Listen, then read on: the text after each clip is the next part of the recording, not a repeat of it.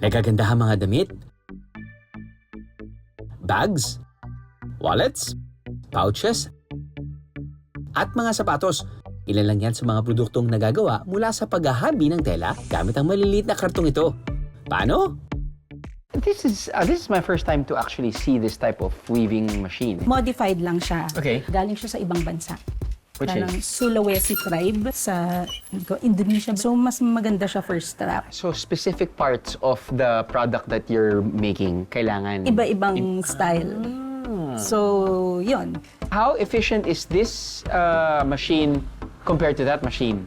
This, kaya mo siyang dalhin kahit saan. So, parang pwede mo siyang buhatin. May smaller version na ganito.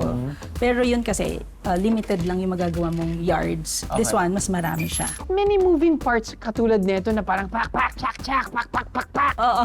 Ito, stable. Oo. Tapos nun, dumadaan lang sa... Yes. Yung ibahan nito, tsaka to, dito, yung mga patterns, dito siya dinidesign. Okay. Dito naman, dito na siya dinidesign. Sa harapan. No, this one, the cards. Cards. Yung pag-ikot ng cards, yun na lumalabas yung design. Oh, that's why ito yung may hawak kayo para you can actually... Yes, oo. Siya yung naglalabas ng design. Pero here, dito sa malaking loom, ito yung nag-design.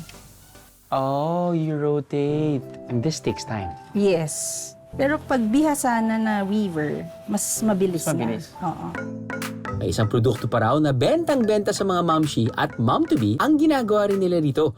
Loom weaving naman ang paraan ni Jeannie sa paggawa ng baby wraps at carriers. Naipost ito online, dumami ang demands. Dahil dito, nagkaroon sila ng ideya na ituloy na rin ang paghahabi sa iba pang mga nanay sa Dupax del Sur.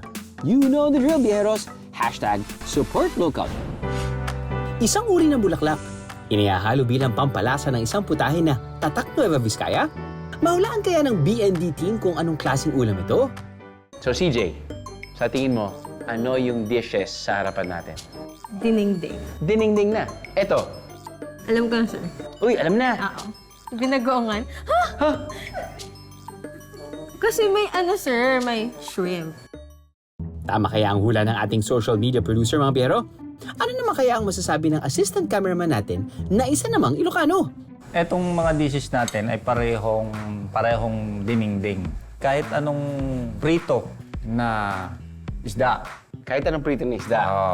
nagkakaiba lang Nagkakaiba. sa mga sahog. Yung mga iba naman, imbis na kalabasa yung gamit, yung kamoting laman. Ito, inabraw ito. Nabraw. Buridibud, yun. Buridibud. Yung may kamote. Yung buridibud. Oo, buridibud. Repeat after me. Buridibud. Buridibud. Kakaibang pangalan. Ito na nga kaya ang pambato nilang ulam na may kakaiba ring sangkap? Kasi this is a humble dish sa mga bahay-bahay dito sa Vizcaya. Okay no? And the name Buridibod daw originated from another Ilocano word na burbor or burbor. So burbor means something na na-disintegrate o medyo nadurog. Na-mash. Not mashed, Mash. yes. Oo. Okay. So in this dish, ang na-mashed ay yung kamote. Kadalasang inihahanda ang buridibud sa mga tahanan sa rural areas.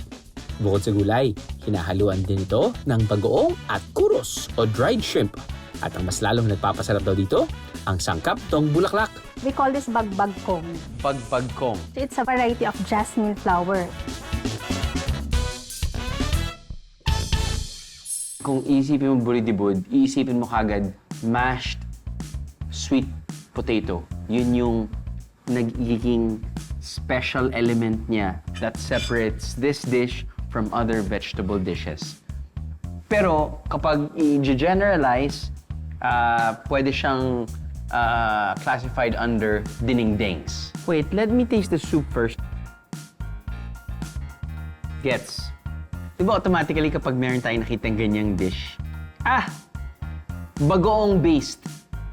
This is not the case. Siguro bagoong gave the dark color, pero naging thicker yung sauce or yung kanyang base dahil sa mash ng sweet potato. So it gives it sweetness.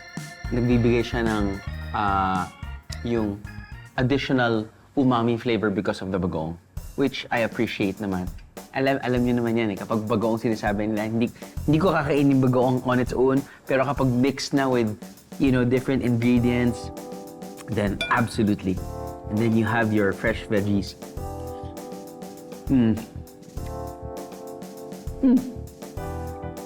Oh yeah. Ito naman po yung inabraw. On the fishy side ito, I'm not sure because of the fish or because of the bagong, but this dish, for me, has that sweeter taste. Both naman on its own, but I totally understand. Two separate dishes, two different tastes. Kahit na majority of the ingredients are the same.